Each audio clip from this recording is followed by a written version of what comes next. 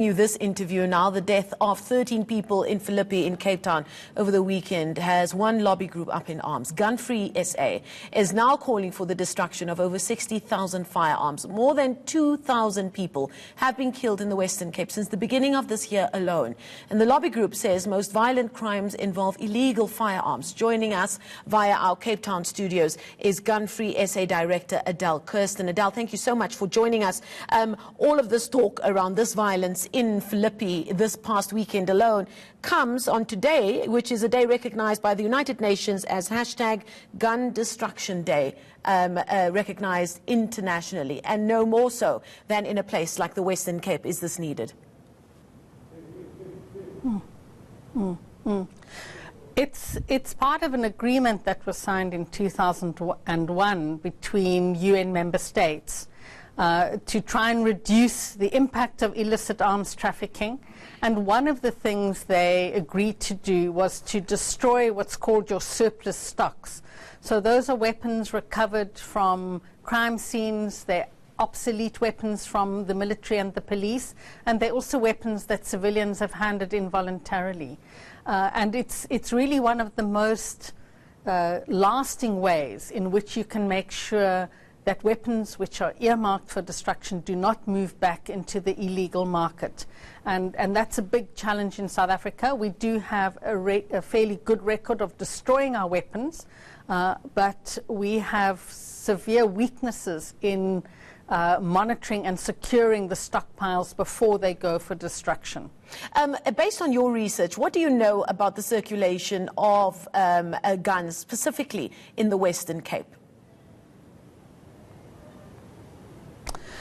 Well, what we know is that there's a very strong link between legal guns and illegal guns, or guns that have been authorized for use and then move into hands that are unauthorized. And there really are three main ways in which weapons move from the legal to the illegal.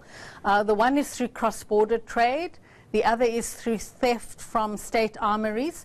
But the most common is loss and theft from civilians. There's something like close on 24 guns a day that are either lost or stolen. And so that's why worldwide most states have strict controls over the legal guns in order to reduce the number of weapons that move into the illegal market. Because once they're in the illegal market, it's really hard to measure exactly where they are and how many there are. Now, as much as there's a number pertaining to civilian guns, we also know that there has been an issue over the years with guns that are circulating out of police stations as well. That's a big problem here. I don't think we have enough research or documentation on the nature of it and the extent of it. But we certainly know that SAP's 13 stores, which is where exhibits are held, which includes weapons recovered from crime scenes, they're vulnerable. And certainly the SAP's HQ in Silverton is also vulnerable. And I guess there are two risks associated with keeping weapons for a long time. One is the physical security, the actual physical space in which they're kept.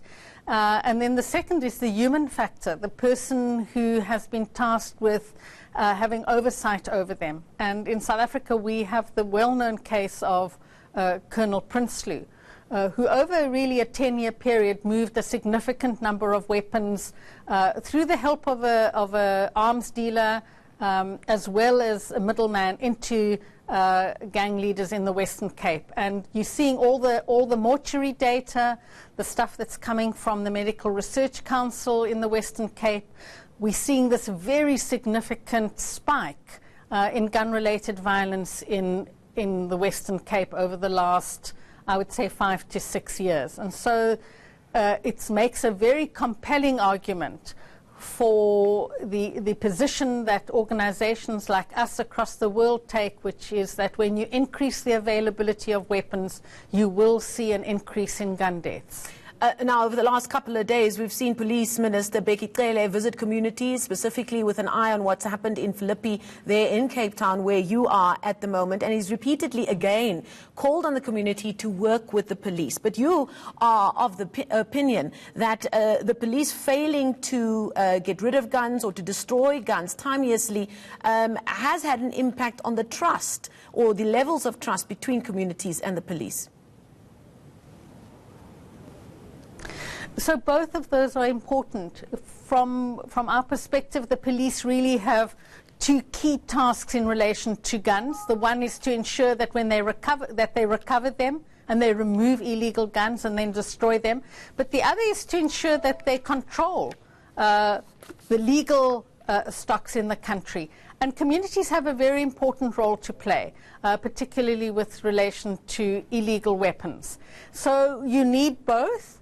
But the state, this is their primary responsibility, is to protect citizens in this country, and it should be really at the top of their list of what they need to be doing, not next week, not next year, but taking immediate action to reduce the circulation of weapons and to make sure that more weapons aren't going into the hands of owners. Thank you so much for that. The Director of Gun Free SA, Adele Kirsten, joining us there from Cape Town. Thank you so much for your insight on what is recognized by the United Nations as Gun Destruction Day.